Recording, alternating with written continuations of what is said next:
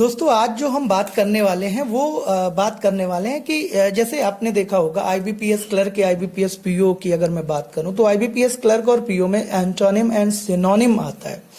तो जब भी हम एंटोनिम सिनोनिम की बात करते हैं क्या होता है कि बेसिकली यहाँ पर जो एंटोनिम और सिनोनिम आता है वो कहीं ना कहीं पैसेज से रिलेटेड होता है। तो कैंडिडेट के दिमाग में एंटोनिम सिनोनिम रहता है, लेकिन होने के साथ साथ भी ये कहीं ना कहीं गलत हो जाता है। तो बहुत आपको टेंशन नहीं लेना है दोस्तों। मैं आपको प्रीवियस ईयर की अगर बात करूं तो उसके अकॉर्डिंग आपको समझाना चाह रहा हूं कि कैसे इस क्वेश्चंस को करना है। अब जैसे पहले क्वेश्चन में देखो क्या दिया, it will actually cut overall cost. It will actually, यहां पर देखिए कट एक वर्ड गिवन है और आपको क्या करना है, इस कट का सिनोनिम बताना है। ठीक है, इस कट का सिनोनिम बताना है। तो अब देखो इट विल एक्चुअली कट, अगर हम बात करें किसकी, कट की बात करें तो कट का मतलब क्या होता है, कट का मतलब तो ऐसे काटना होता है, लेकिन यहां पर कट का मतलब काटना तो नहीं होगा। तो यहां पर डैमेज, अगर देखिए हम वर्ड दिया है आपका क्या, डैमेज गिवन है, वर्ड आपका क्या गिवन है, लेस गिवन है, वर्ड आपका क्या गिवन है, सीज गिवन है, वर्ड आपका क्या गिवन है, डिस्ट्रॉय गिवन है। तो इट विल एक्चुअली डिस्ट्रॉय नहीं होगा। डिस्ट्रॉय का मतलब क्या होता है, डिस्ट्रॉय का मतलब तो एकदम खत्म कर देना होता है।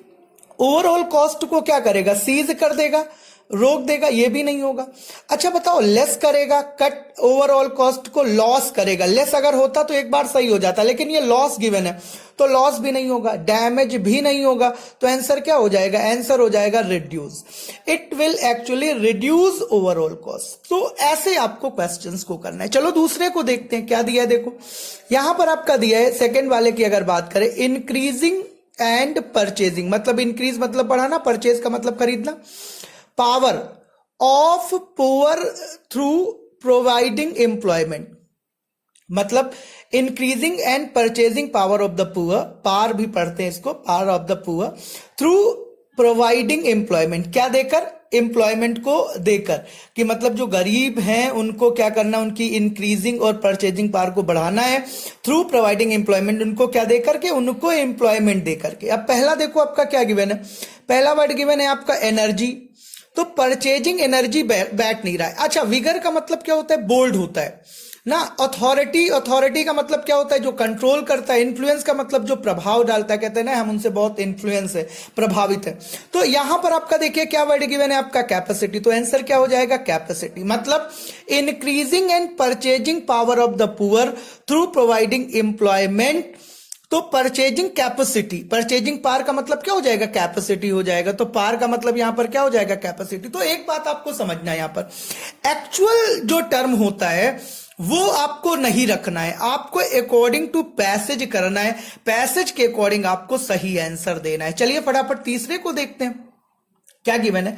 अगर हम तीसरे वर्ड की बात करें तो India has enough food to feed, feed का मतलब खिलाना, इट्स मासेस, अपने मासेस को, टू मासेस का मतलब भीड़, two square meals a day. अब देखो 2 जून की रोटी तो तुमने सुना ही होगा। अब 2 स्क्वायर मील्स अ डे, वैसे यहां पर अगर देखें तो 2 quality meals a day, 2 minimum meals a day. Sumptuous का मतलब होता है शानदार, शानदार meals of a day. Sufficient, तो देखो जो बैठ रहा है वो सफिशियंट ही बैठ रहा है, बाकी आपका कोई बैठ नहीं रहा है। सम्चुअस का मतलब हो जाता है शानदार, रिच का मतलब हो जाता है बहुत अच्छा, है ना, मिनिमम। और 2 जून की रोटी, लोग कहते हैं ना कि 2 जून की रोटी जुटा पाना ही मुश्किल है। तो India has enough food, India के पास पर्याप्त खाना है कि वो खिला सके 2 टाइम का खाना।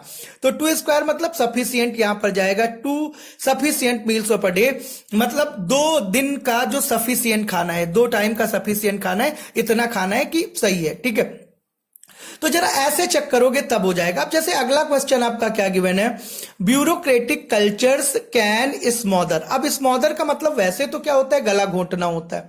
Those who want to respond, जो रिस्पॉन्ड करना चाहते हैं उनको दबा दो, यही है यहां पर। तो देखो यहां पर आपका पहला वर्ड क्या दिया है, पहला दिया है आपका करेज दिया है, यहां पर ऑन करेज दिया है, ऑन करेज या इनकरेज, ऑन करेज नहीं होगा, इनकरेज होगा, गलत है वो।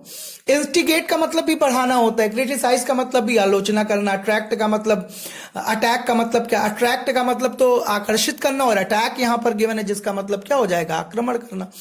तो ब्यूरोक्रेटिक कल्चर कैन स्मॉदर, दबाएगा ये, तो यहां पर सप्रेस जाएगा, क्या जाएगा, ये सप्रेस जाएगा, यही आपका सही आंसर हो जाएगा। अगला देखो भाई, in the after math of Pokhran second. अब आफ्टर मैथ का मतलब क्या होता है दोस्तों, आफ्टर मैथ का मतलब होता है परिणाम, इसका मतलब क्या होता है, परिणाम होता है। आफ्टर मैथ का मतलब क्या होता है, परिणाम।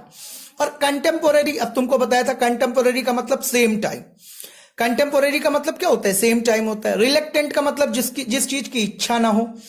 अनप्रिपेयर्ड जो पहले से तैयार ना हो, एक्सटेम्पोर होता है वो। रेडी मतलब तुरंत तैयार, और कंसेक्वेंस का मतलब क्या होता है, परिणाम। तो आफ्टर मैथ का मतलब क्या होता है, मैथ जब लगाते हो तो उसके बाद क्या निकलता है, परिणाम निकलता है। आंसर क्या हो जाएगा, वी हो जाएगा, मतलब कंसेक्वेंस हो जाएगा।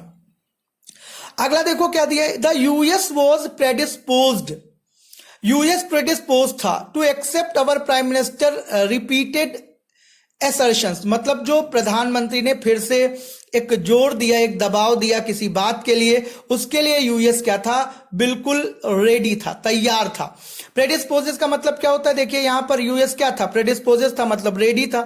अब पहला दिया इंटरेस्टेड नहीं होगा, कंसेक्वेंस परिणाम नहीं होगा क्योंकि वो आफ्टर मैथ होता है। डिसेंशन का मतलब होता है एग्रीमेंट, डिसेंट का मतलब क्या होता है, डिसेंट का मतलब क्या होता है, एसेंट डिसेंट, ठीक है। तो डिसेंशन आपका क्या हो जाएगा, डिसेंशन का मतलब तो टालना हो गया, ठीक है। एसेंट का मतलब क्या हो गया, एक्सेप्ट, डिसेंट का मतलब टालना यानी एक्सेप्ट ना करना।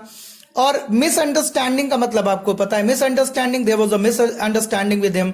तो मिसअंडरस्टैंडिंग का मतलब है क्या, कि मतलब कोई चीज है जो आपने सही से समझी नहीं, कंफ्यूजन है या मिसअंडरस्टैंडिंग हो गई। और प्रेडिस्पोजेस का मतलब क्या हो जाएगा, रेडी। तो यहां पर रख कर देखो, यूएस वाज रेडी, बन रहा है, सही है।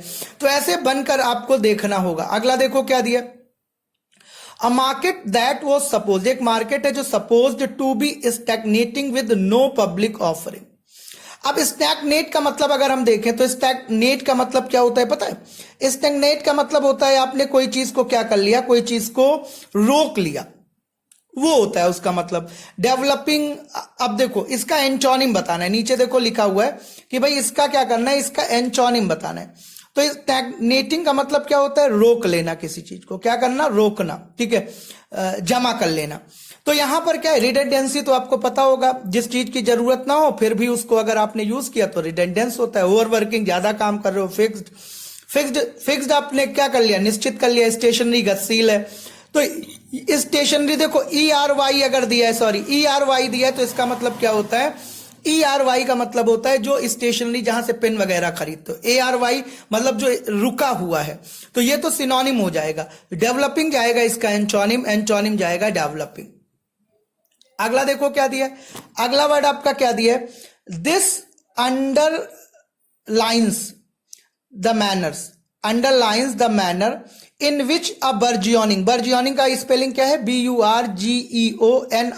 बर्जियोनिंग डिजिटल इकोनॉमी। अब बर्जियोनिंग का मतलब क्या होता है, बहुत तेजी से बढ़ना, स्पाइरलिंग, बहुत तेजी से बढ़ना। तो the underlines the manner in which, जिस तरीके से अब बर्जियोनिंग डिजिटल बढ़ रही है, डिजिटल इकोनॉमी। और यहां पर एंटोनिम लगाना है, तो बर्जियोनिंग का मतलब बहुत तेजी से बढ़ना, ग्रोइंग इसका सिनोनिम जाएगा, ठीक है। और रिटार्डिंग, रिटार्डिंग का मतलब क्या होता है, गति को धीमा कर देना, ठीक है। रिटार्डिंग का मतलब क्या होता है, गति को धीमा, यही इसका एंटोनिम जाएगा। डिपिंग तो डुबकी लगा लो, यूनिक का मतलब अलग, कॉमन का मतलब सबके लिए, तो आंसर क्या हो जाएगा, रिटार्डिंग हो जाएगा। तो इसमें आपको बहुत टेंशन नहीं लेना है, उस जो वर्ड आप बर्जियोनिंग, जैसे the underlines the manner in which a burgeoning, तो बर्जियोनिंग का मतलब बहुत तेजी से, यहीं पर वो वर्ड रखिए, जो वर्ड यहां पे सुटेबल हो जाएगा, वो चाहे सिनोनिम हो चाहे एंटोनिम हो, वर्ड वहां पर रखिए जो आपका बैठ जाएगा वही सही जवाब होगा। बहुत ज्यादा, जैसे US was predisposed to accept the prime minister repeated accession, तो यूएस क्या था, इंटरेस्टेड था, कंसेक्वेंस बैठ नहीं सकता, डिसेंशन बैठ नहीं सकता, मिसअंडरस्टैंडिंग कॉन्टिन्यूअस हो गया, बैठ नहीं सकता, लेकिन यूएस वाज रेडी बैठ सकता है। तो वर्ड को वहां पर रखिए, वर्ड रखेंगे जैसे इन द आफ्टरमैथ, तो आफ्टरमैथ में अब नाउन आना चाहिए वहां पर, तो जो नाउन हो बस उसी को पहले देख लो, ठीक है। तो बस ऐसे करके क्वेश्चन को करोगे तो आपका कहीं ना कहीं सही हो जाएगा। बहुत बहुत धन्यवाद, बने रहिए हमारे साथ। कैसे कोशिश करके आपको पढ़ा रहे हैं हम ही जान रहे हैं, बट पढ़ाई रुकनी नहीं चाहिए। Thank you.